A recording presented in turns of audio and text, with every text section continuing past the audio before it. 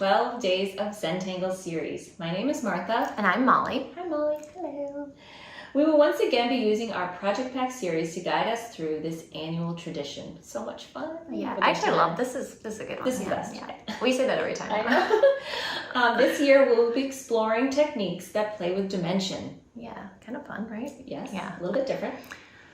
We will be using the materials from our Project Pack 16 envelopes, which you can purchase from Zentangle.com and some of our certified Zentangle teachers. If you do not have this particular project pack, we invite you to follow along with whatever materials you might have available to you at home. And in case you were wondering, we do recommend watching the Project Pack 16 intro video prior to this one. It's just helpful to have. Yeah, we go over a bunch of extra things. Stuff around. Yeah. And then all the other videos in this series can be viewed in any order. But perhaps you are viewing them right on the day it's released, and we're all excited, and we're going to be kind of following along together. But whenever you're watching this, welcome, and let's have some fun.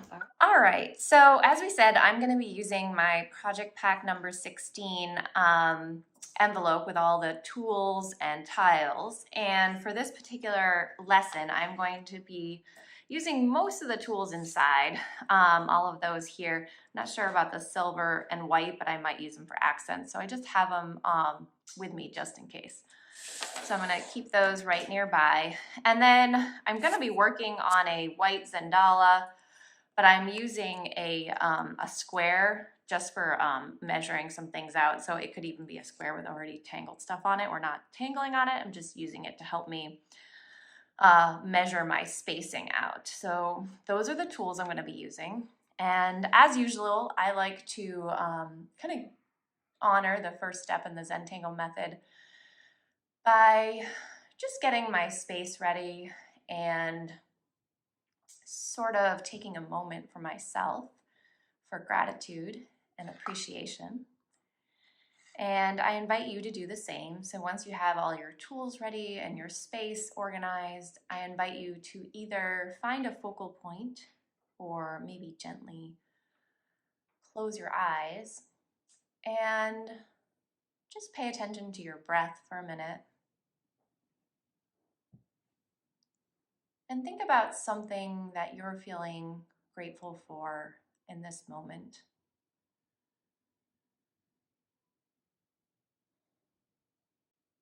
Then allow yourself to just focus on your breath.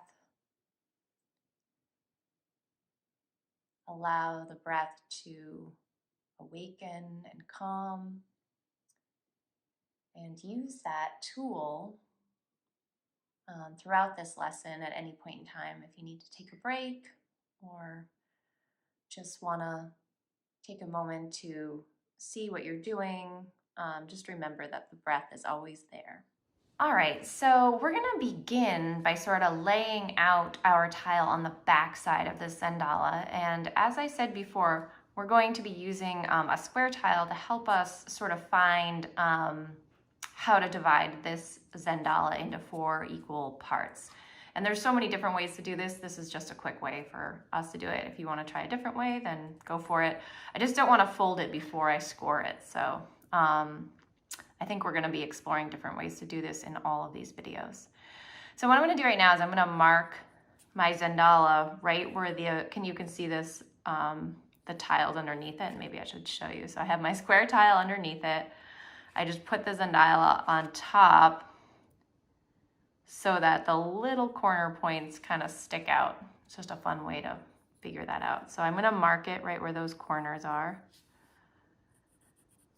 And then I'll have sort of the 4 points there. And it's not exact, but we don't need it to be exact in this particular situation. So I'm all done with the square tile. And I'm actually going to use the edge of my envelope, my Project Pack envelope, to as a straight edge. You don't even need, anything crazy. And I like to draw this with a pencil first. So I'm just going to draw a line from the top to the bottom line, right through the middle.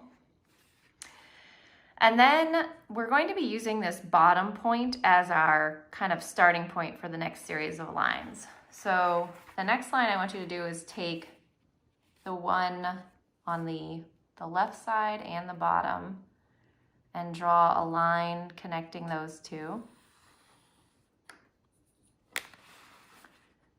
And then I'm going to do exactly the same on the other side.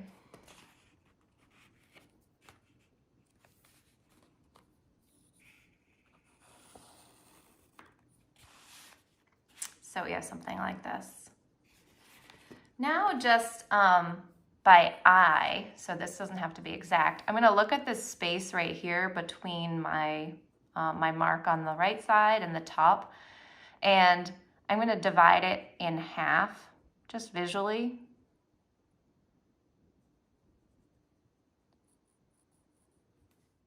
And then I'm going to divide it in half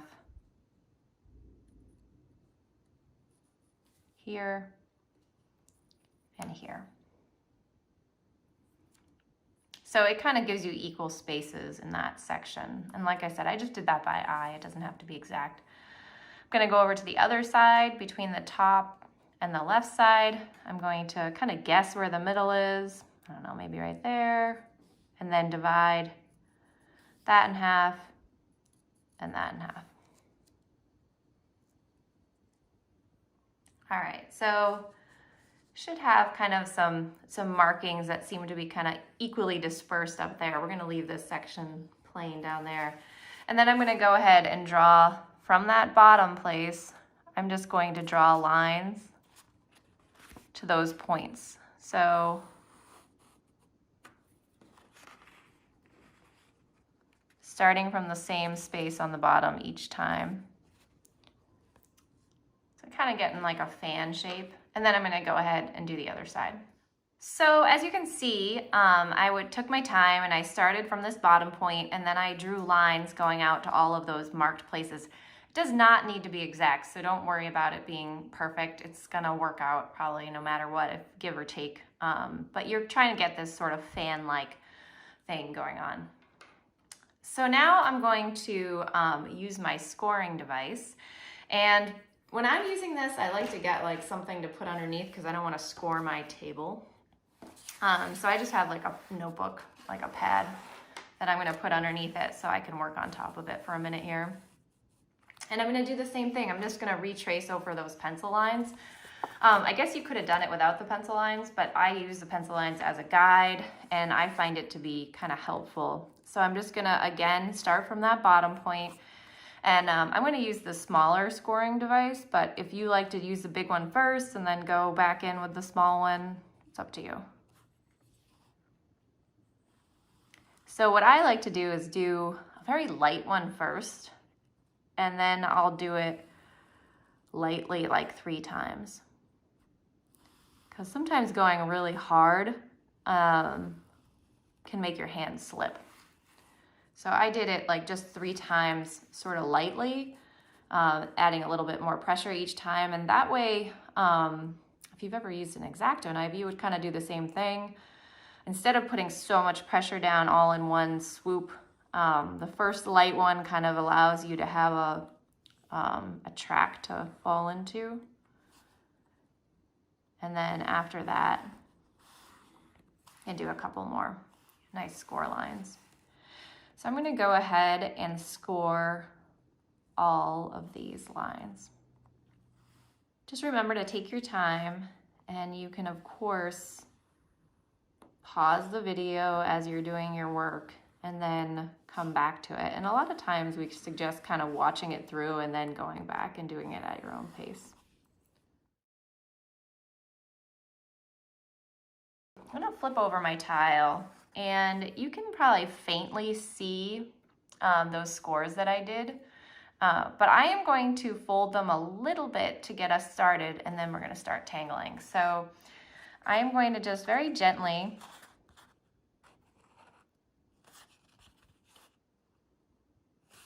fold. And just because I'm doing this to sort of allow us to visually be able to see the spaces, and then we'll go back and maybe make the folds more prominent if we need to, but as of right now, oops, sorry, I'm off camera. Just gently folding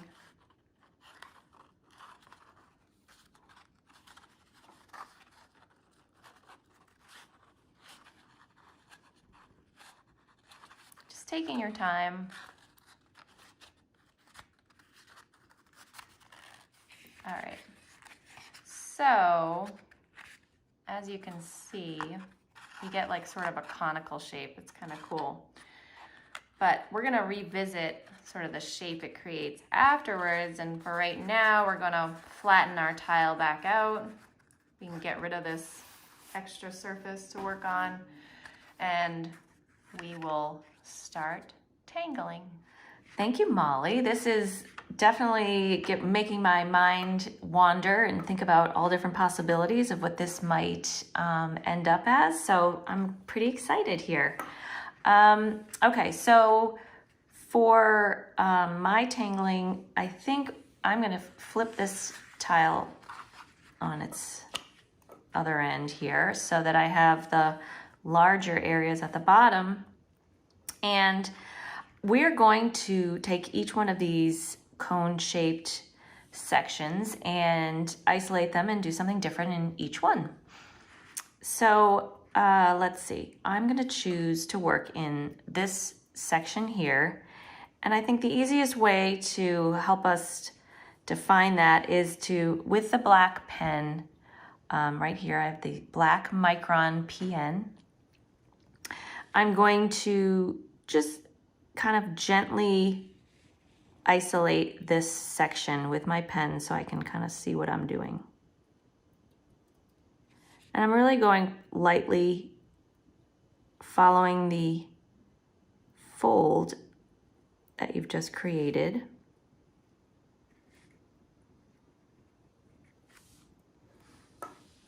Sometimes there's some shadows play with your sight.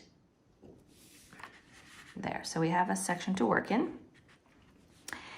And now I'm going to deliberately, with my pen, divide this space in half. So starting at the top and slowly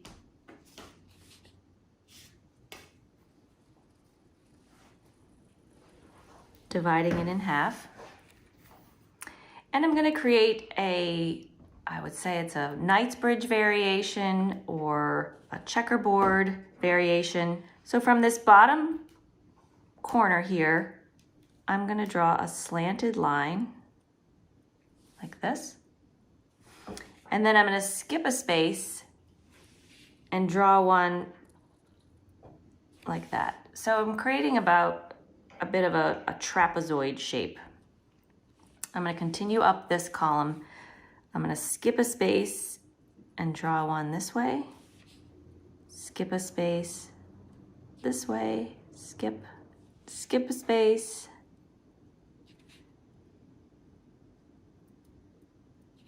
And gets a little dicey up at the top, but you'll figure that out.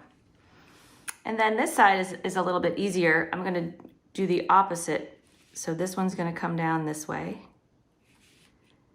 Skip a space this way.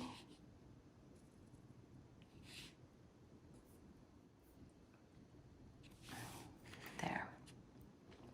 And now we're going to ink in every other space, and you can start anywhere you like. I tend to like to start with the big one, and we all have our own rhythm of filling things in. I kind of like to define the edges and work my way in.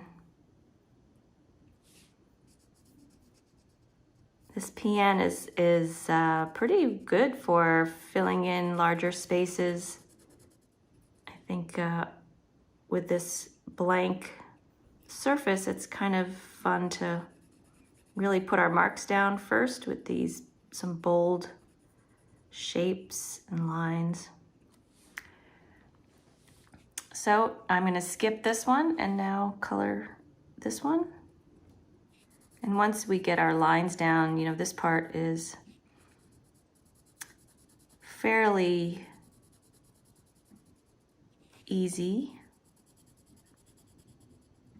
We can just enjoy that inking in process, sort of sculpting our spaces as we go.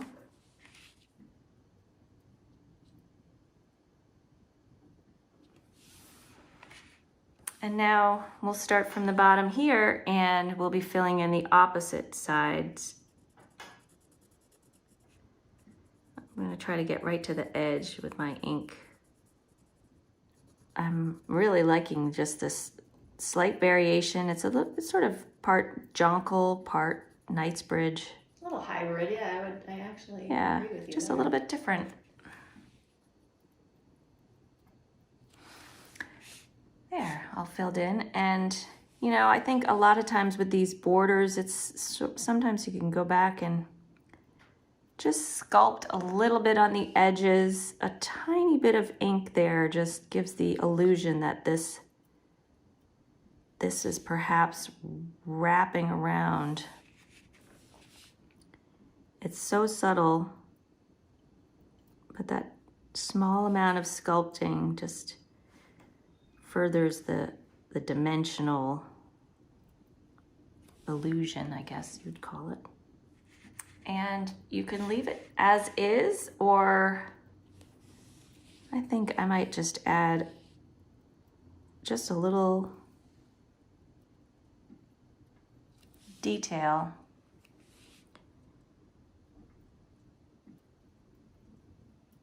And I'm going down just where the long side is in the center.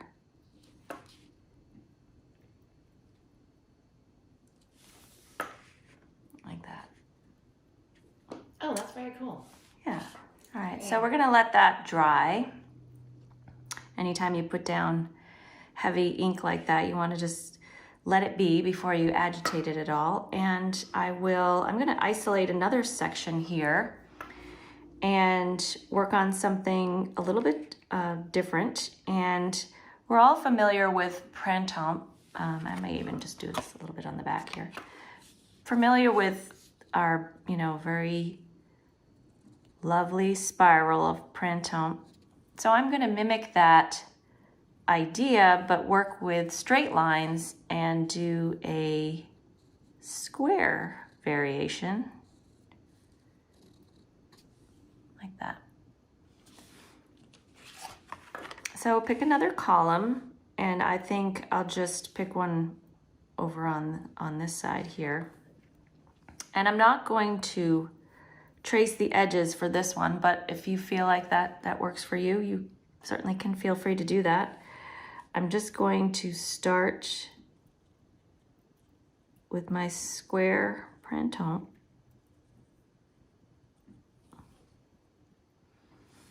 And then each time I draw a new one, I'm just going to tilt my tile just ever so slightly.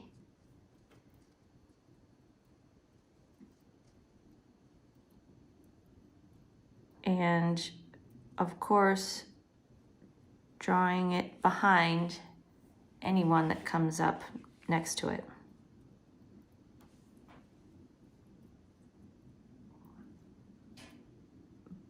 Behind that one, and not going over the edge. There's that one.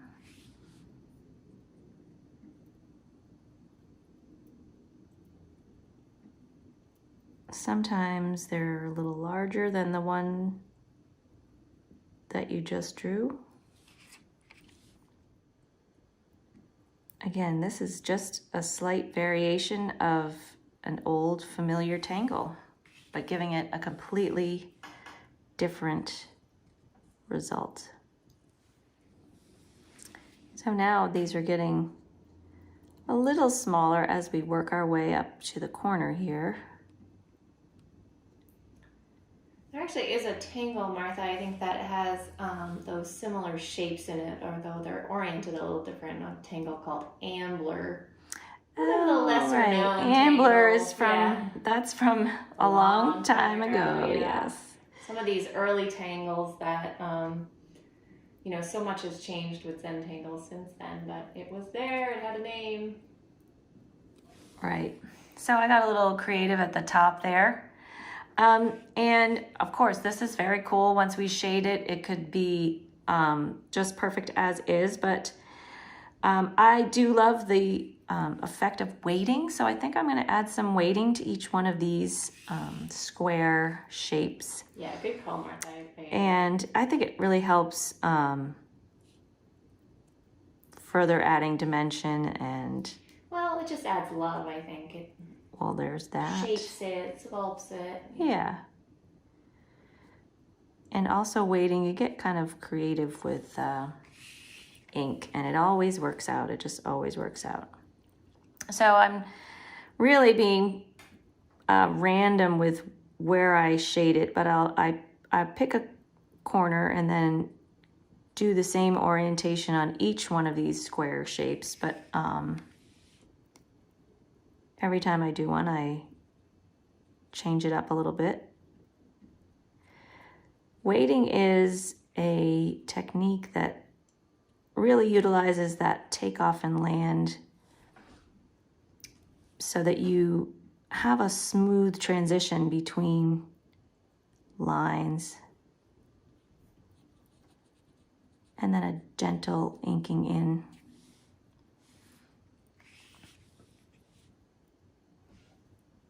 Just adding a little curve of ink,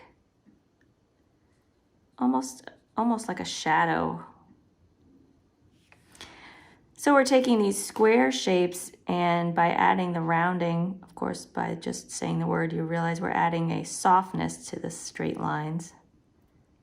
It's kind of nice. Turning my tile this way and that.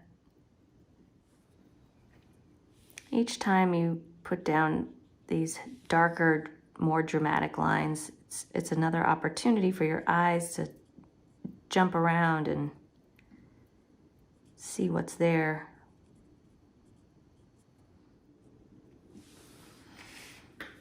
There. So you could also take, these small spaces that are left and maybe add another line that might be behind.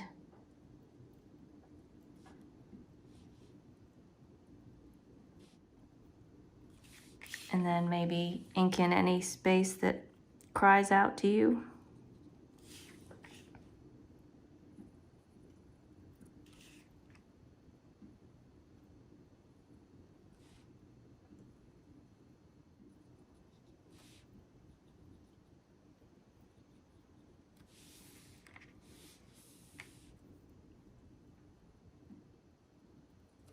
All right. So I'm going to ask Molly to come in and add a few more tangles to our blossoming creation here. It's looking good, Martha. All right, so I am going to add something to our little project here, and I'm going to do sort of a variation of a tangle we call perk. Perk usually has these beautiful bands that kind of wrap around a space, and then they have these orbs that fit in. And I'm going to get a little crazy with it and have my bands kind of go in different directions. So you can watch me here for a minute and then follow along when you're ready. So I'm going to start at the bottom so we can visually see it a little bit better. And I'm going to create a band that sort of stretches from one side to the other. I like to have a little bit of a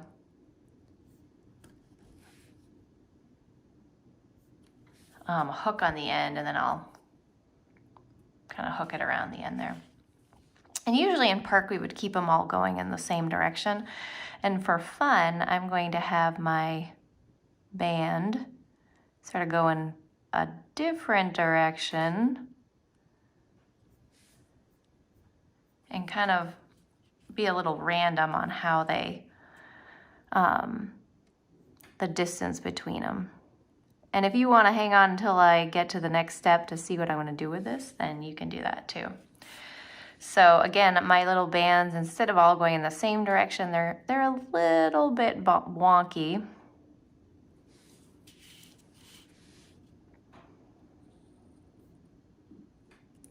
Call this crazy perk. Just slowly working my way up the shape. Kind of gets a little dicey as you get near the top, but maybe I can fit one more in. And I think I'm gonna leave the bottom just as is. So I kind of have these bands going in different directions. And what I like to do is we're basically gonna smushing these orbs in between these bands, but I like to start where the space is a little bit narrower. Like, so for instance, start on this side, start here, start there, and then put in our orbs from there. So I'm gonna start over here with a smaller orb, kind of smushing it in there, and then gradually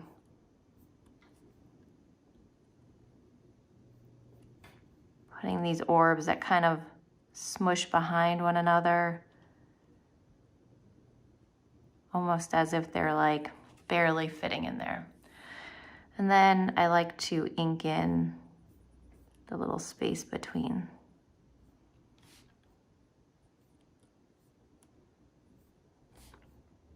Just take your time.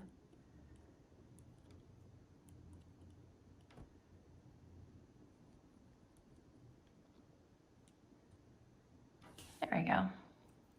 So on this next one, I'm going to start over here on this side where the space is a little bit smaller than the rest of it.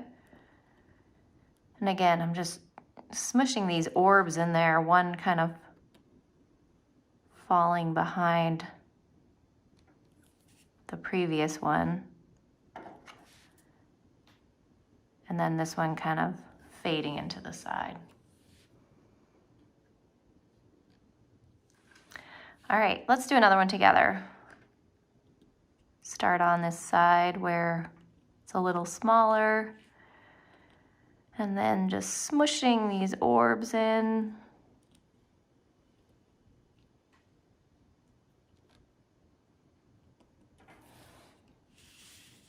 Turning your tile as you work. It looks good next to that one, I like it. So yeah, that's Perk, Crazy Perk, and we kind of smushed all those orbs in there. And I'm going to add another orb-like tangle over here, I think. That's a little bit different. And this tangle is called Jetties. Jetties is just basically creating a circle reticula and then just filling it with these sort of whimsical stripes. So if you want to follow along with me, what I'm going to do is I'm going to put a giant orb that really fits the space all the way, working on my way up. So I'm going to put an orb right at the bottom here. Again, that kind of smushes into that shape. Almost like what we did right here, but in a filling that whole space.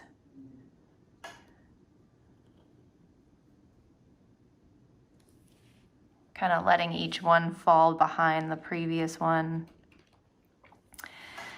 And then we're going to just, first, I like to ink in those little spaces in between. It kind of lets the orbs pop off the page.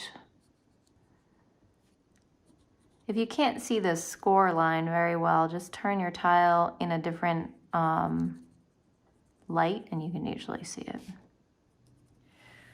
All right, so the next step for jetties is to create these sort of big stripes through the center. And I like to make mine on a little bit arc so it almost looks like it's wrapping around, almost like a pool cue.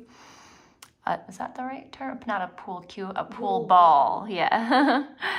Like a pool ball. So it has a nice wide stripe through the center. And then I like to make a little aura ink stripe on either side. And you could ink in this middle stripe, but I'm gonna just do a little variation, and I'm gonna put just some fine lines going through the middle just to change it up a little bit.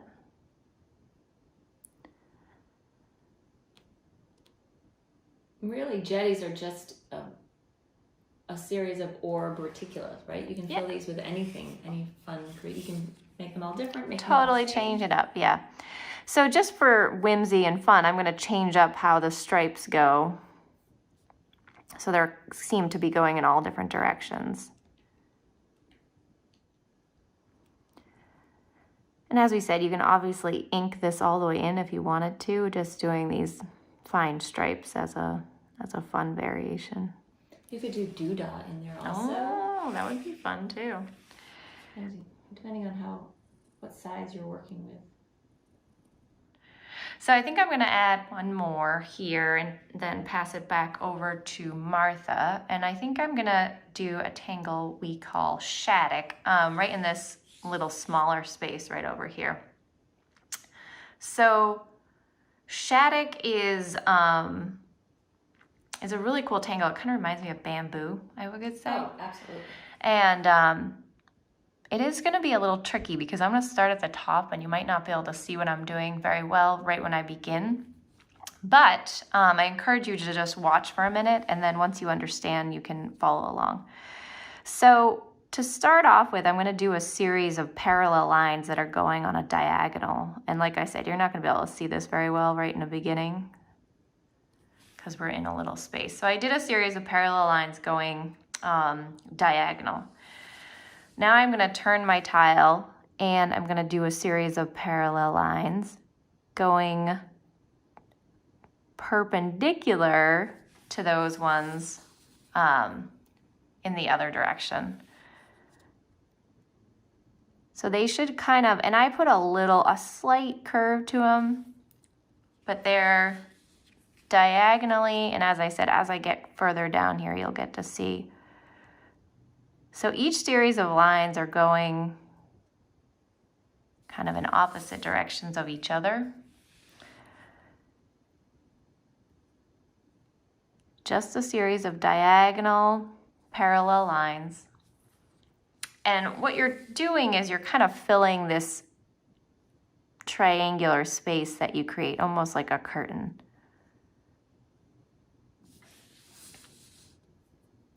Probably starting to understand. So again, a series of these, and you want your lines to be similarly spaced. And turning your tile this way and that, back and forth.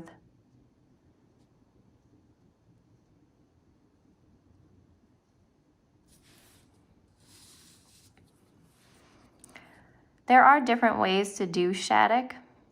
But this is how I like to draw it. Some people like to first draw the bottom line and then fill it upward, but I think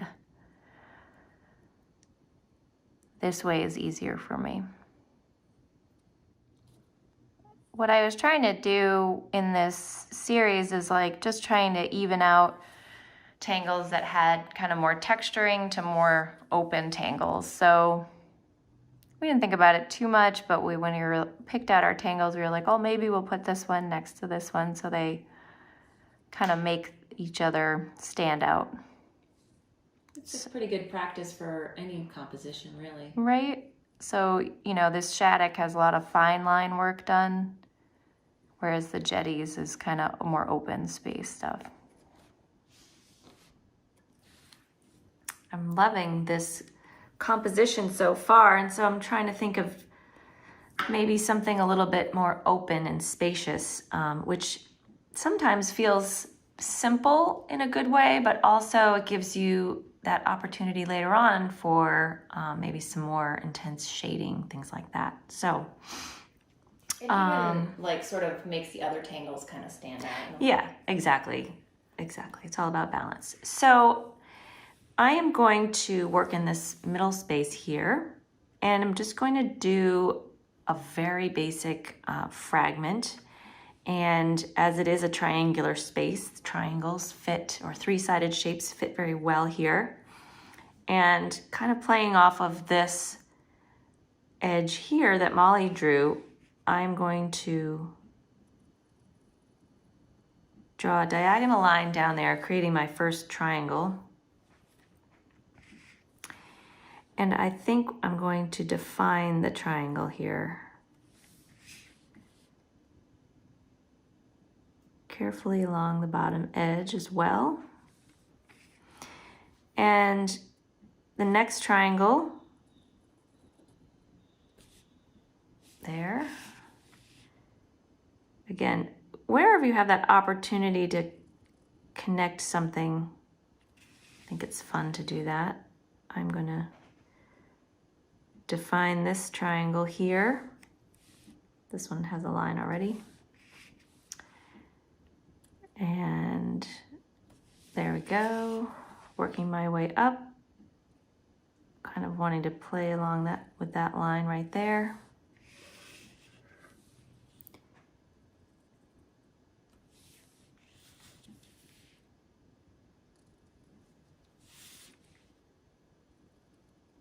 Always taking the time to care about the simple strokes just as much as the more elaborate strokes. So we've naturally created these three-sided reticula, if you will, just going back here and defining the edges of any of the triangles that didn't have an edge. Here's one here. And I'm going to create what the result of is sort of a faceted look. So we just are going to put a center dot in the middle of the triangle and then a line to each of the corners.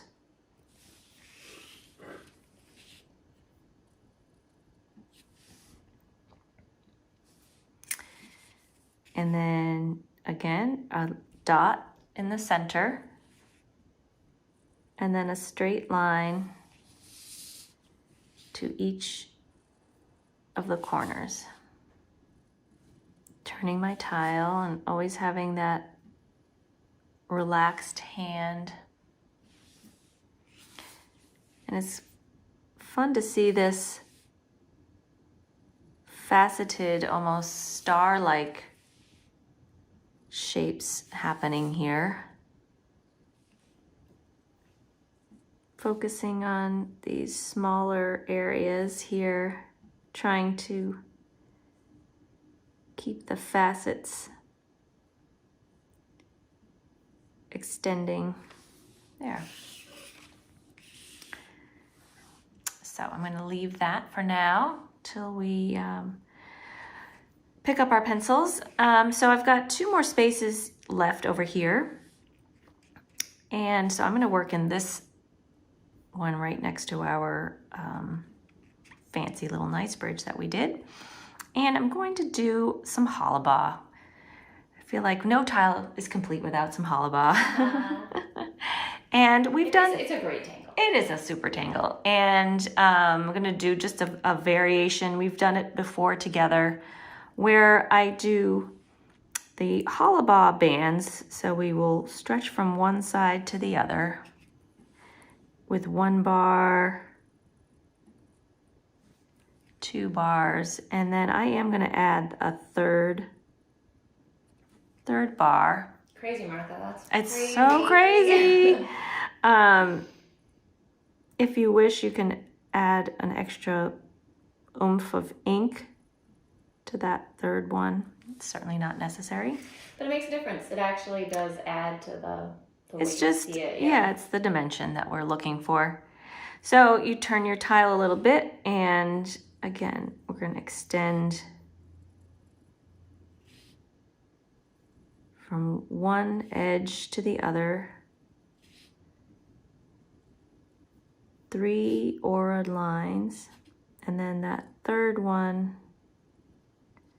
just adding a little bit more ink to it.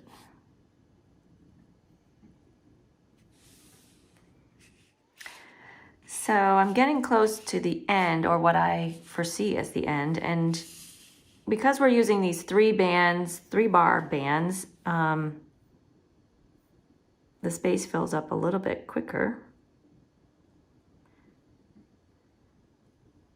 Or perhaps yours are a little closer together. Also, by retracing this third line, you have the opportunity to straighten out a line, perhaps, if it wasn't as straight as you wanted it to be. Yeah.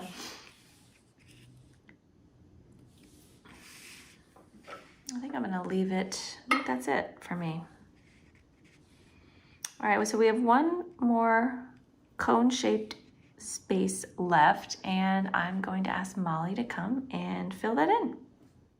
All right, so I'm looking at what we have here, and we have like a nice collection of different spaced out things. We have different types of tangles, and I'm gonna finish this last space with a super simple tangle, but I think it'll add some contrast and be a good way to finish off. So maybe I'll start down this end so you can see what I'm doing. It's basically a variation of tipple, and I'm gonna draw an orb, and then I'm gonna draw another orb inside it and fill that in. And I'm just going to continue creating these tiny orbs, inner aura, ink it in. You can vary the shape, the size of them you want, like a little bit. This will add contrast and texture, and it's a nice little meditation to sort of zone out into these little orbs. So I'm going to go ahead and fill this whole space with this little tipple variation. We're going to now add some shades to our series here. And I think for the most part, I'm just going to add some dark shading on the edges. I'm going to leave that first one for now. I'm not sure if I'm going to do anything with it. But in this hollow ball, I'm going to add a little dark shading on either side.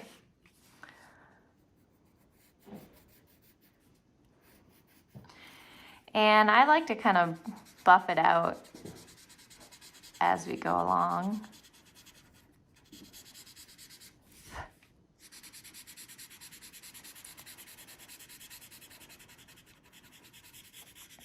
Leaving that center part unshaded.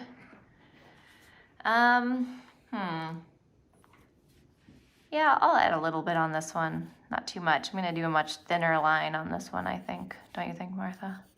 Yeah, well, there's so much drama going on already, but just a little bit, just to add the tone, the gray tone. Yeah. Seeing how she's being careful not to add any graphite to all that ink. Yeah, you do. Doesn't obviously need any. Doesn't need it, and it can sometimes agitate the paper a little bit. So, and I really wanted to hang on to some of that white part, so I was pretty careful when I used my tortillon on that one. Doing the same. I take a lot of time with shading. I try not to rush through it because I think it really adds to your tile. It's a process that I think is worth investing in because it really changes the way your tile looks. And don't be afraid of it. I know, right? I think that's also is, you've put all your heart and soul into putting down ink, and I can see how it can be nerve-wracking to think that you might damage it, but I mean, if you just go at it with an open heart, and it usually really works out. And it just adds to your, as long as you leave white space, right, you're good to go. And I'm just adding another layer of graphite to these, just the top of where these orbs are, just experimenting with that, see how that does. Maybe not so much when we get up to the top. Yeah, be thoughtful of when all those tangles kind of fall together because there's a lot going on up there.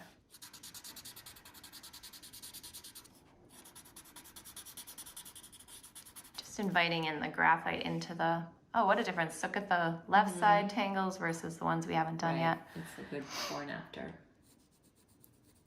So again, I'm just putting down a nice, kind of pretty heavy layer of graphite right on the edge.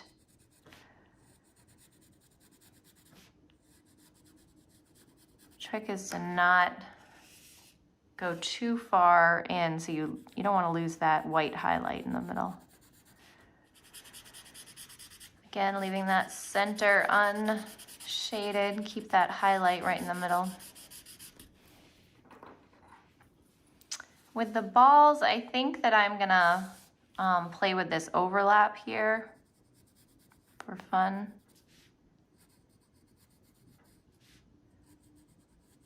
Using the point of my pencil.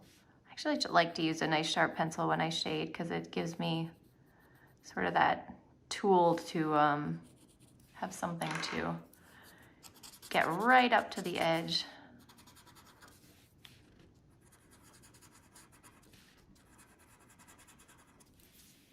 Maybe do the bottom too.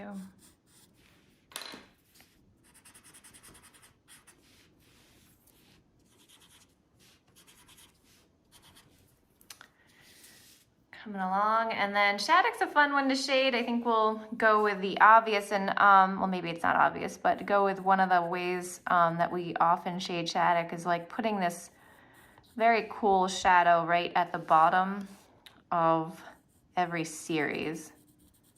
So you get this sort of overlapping look.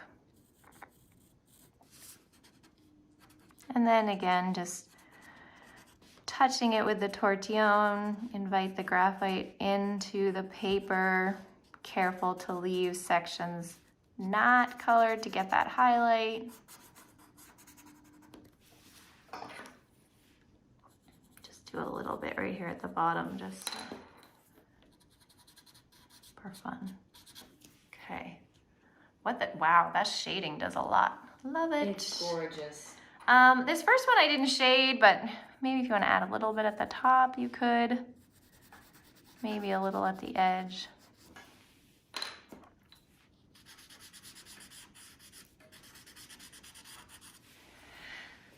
Okay, Martha, this looks fabulous, but wait, we're not done yet.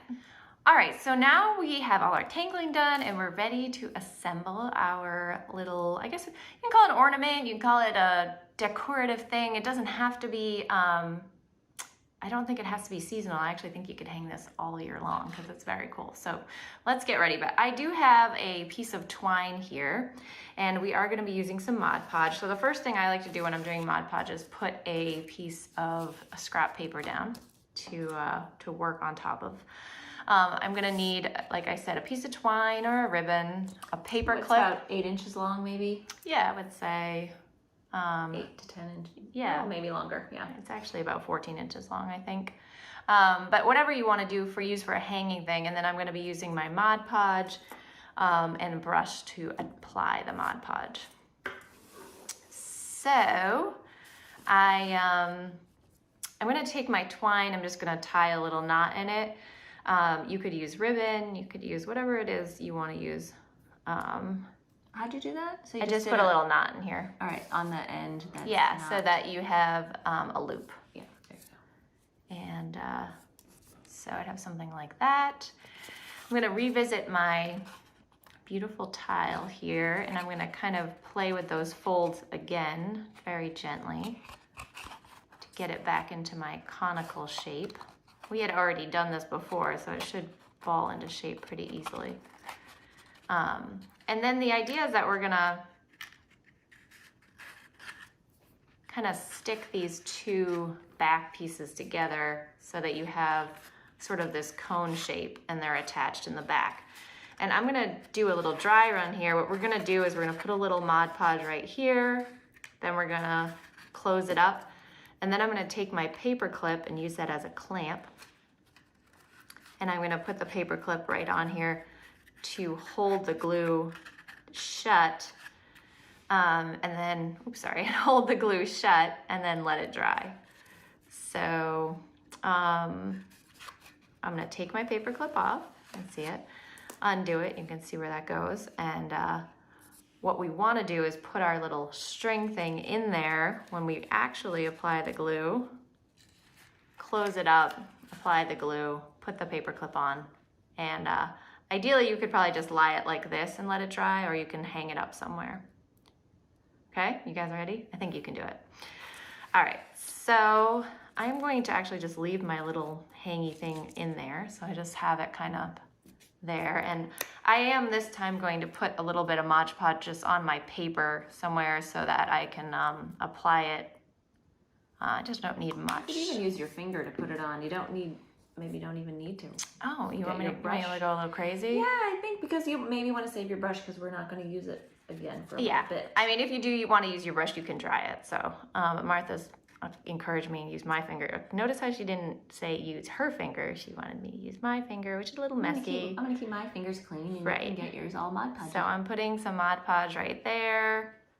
And it's okay if you get it over because we're going to be Mod Podging the whole thing.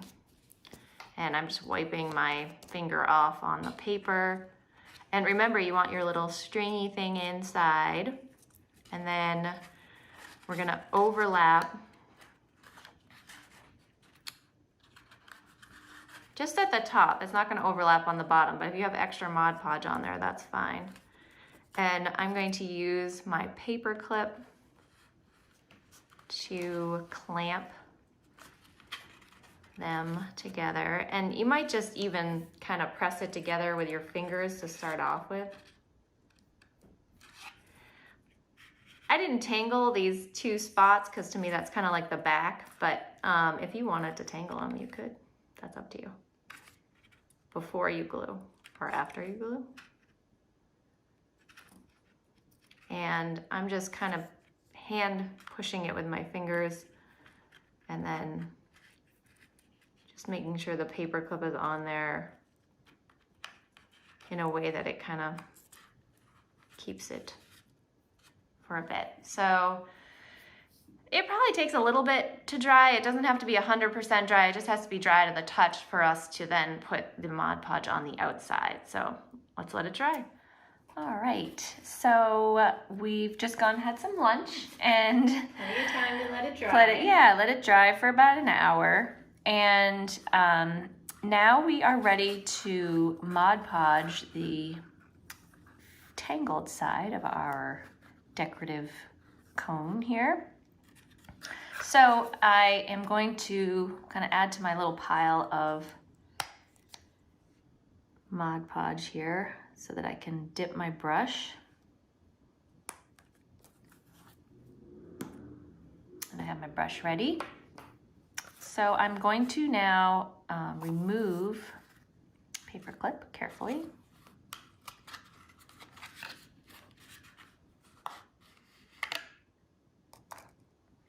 And I'll probably use this space here to hold on to as I work my way. So I'm sort of holding on right here for now. And with my brush, I'm going to work in smooth strokes.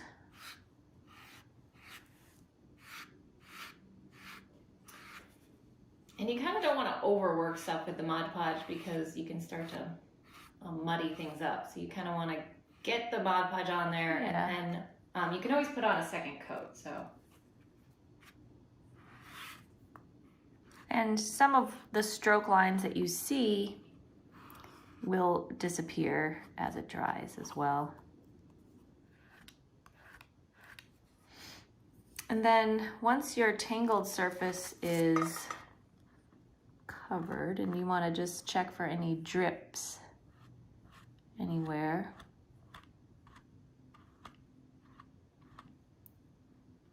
Any blank spots, kind of hold it in the sun.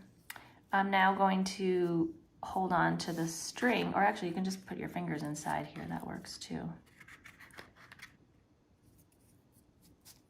And cover the untangled space. There, isn't she lovely? Mm-hmm.